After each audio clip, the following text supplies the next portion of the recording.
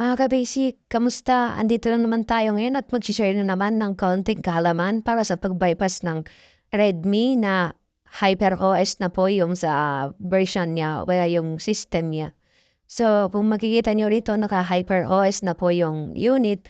So, gaya po ng mga nakaraang post ko, parang naulit lang, parang ganun lang din po. So, sa mga hindi pa nakapanood, dito ay panoorin niyo na lang po. So, makikita niyo connected na siya sa Wi-Fi diyan and then tinik ko yung privacy policy and then scroll up natin siya.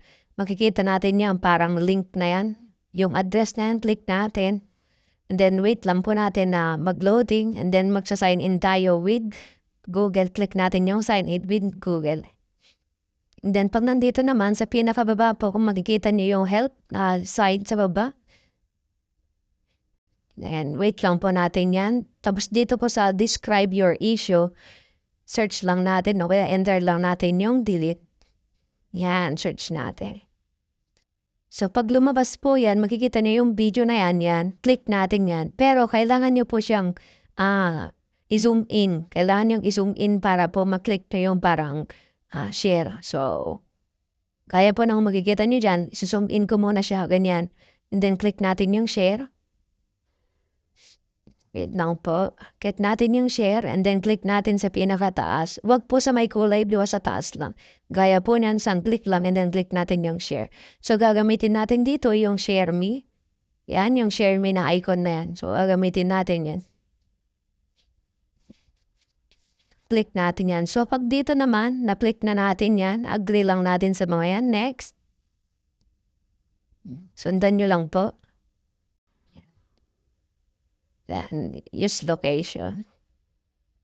Then, next, allow po natin.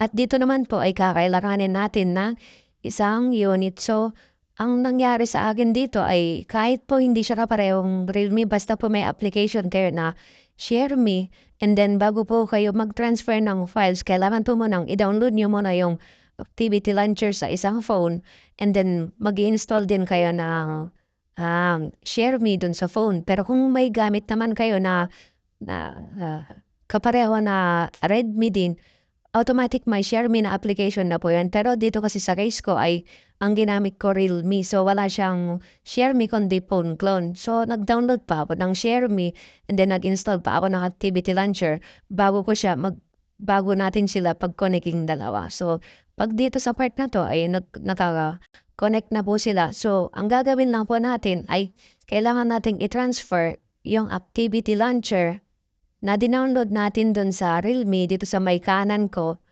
transfer natin ngayon dito sa Redmi 12 at saka natin po siya i-install. Yun po yung way po nun.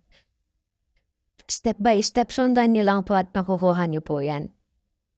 And kung nakaabot ka sa video ko na to, ay maraming salamat. Pa-comment naman kung taga saan ka at para malaman ko kung saan umabot yung video ko na to. Pa-follow na rin sa mga hindi pa naka-follow sa atin at pa-share na rin po para po makita rin ng iba. So dito ay install na po natin yan kasi na-transfer na po natin. And then iraran po natin yan. I-forward lang po natin kasi sobrang haba po ng video na to. And then, may mga 3 unit pa kasi nag-aabang o kaya nakaabang para sa global. Kasi nag-global naman po tayo pero more on Redmi lang po tayo. Sa mga Huawei po talaga is bibihira po ako nag-global. So, dito na nga, nag-open na tayo sa activity launcher. Hanapin lang natin yan. Second space, search natin yan. And then, makikita nyo rito sa baba, yung part na yan ay i-click ko po yan. So, nakapasok na tayo sa second space. Pero, ang pinaka-problema naman natin dito dahil nga po sa HyperOS siya, kapag nag-lock screen siya at inopen nyo ulit ay hindi nyo na naman siya mapipindot. So, ang kakailanganin natin gawin dyan ay kailangan nating i-restart yung unit. So, pagka nakapunta na tayo sa menu, gaya niyan, i-restart lang po natin. Restart, ibig sabihin po, parang naka-restart lang siya. Hindi po yung iba kasi ang iniisip nila pag restart ay yung mabubura, gano'n. Hindi po. So, dito, antayin lang po natin siya mag-loading. Kung makikita nyo kasi may mga sinisingit-singit pa ako dyan na pinoprogram kasi nagpapa-global si ate. Then, magna-navigate tayo dun sa may settings niya, sa may about. and then i-open natin yung OEM. Kailangan natin i-open yung OEM para in case po na mag-reset po tayo ulit ay hindi na po hihingin yung Google account. Kaya ko lang naman po ni-reset ulit ito kasi nga po, nag-hang po siya 'pag nilock screen mo na. So yun po yung, pinaka-way natin para matanggal permanent yung pag-hang niya and then yung Google account. Yung mga nagtatanong po kasi na once daw po na, na-bypass nila o nasundan nila yung video ko and then pagka reformat nila ay bumabalik daw po yung Google, which is kurang po kasi yung ginagawa niyo. So 'pag na-bypass niyo po kasi yung unit, kailangan po pumunta kayo dun sa about, tap niyo yung build number, and then pupunta kayo sa developer option, and then saka niyo i-o-open yung OEM unlocking. Once po na na-open yung OEM unlocking, pwede niyo na po yan i-hard reset and promise 100% hindi na yan babalik yung Google account.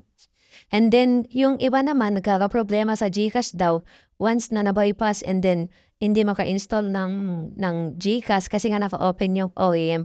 So, i-off lang natin yung OEM tapos yung developer option 'pag mag-i-install po o gagamit tayo ng GCash. Yun lamang po. Maraming maraming salamat and then kung makikita niyo rito, yan ay hindi na po natin kailangang i-connect sa, Wi-Fi and then yung sa may upper left side po niya ay wala na pong, lock sign na nakalagay. So, dito nga pala ay meron din akong tanggap na Note 8 na China ROM, tsaka kailangan i-global and then meron din siyang, MI account. So, tinanggal din natin yan and then meron din tayong Redmi Note 11E na from China ROM ginawa nating global ROM. So, yun lamang po. Maraming maraming salamat. Yan na po yung katatapos nating i-global and then eto na po yung susunod na, gagawin naman natin yung sa may Redmi Note 8 po na kailangan i-global plus MI account. Lamang po. Maraming maraming salamat at share naman kung medyo nagustuhan niyo 'tong mga video natin ng mga ganito. Hintayin lang nga po natin so natapos na po yan and then ito nga po pala Note 8 ay kailangan kong buksan kasi nga po may test point po yan. Yun lamang po. Salamat.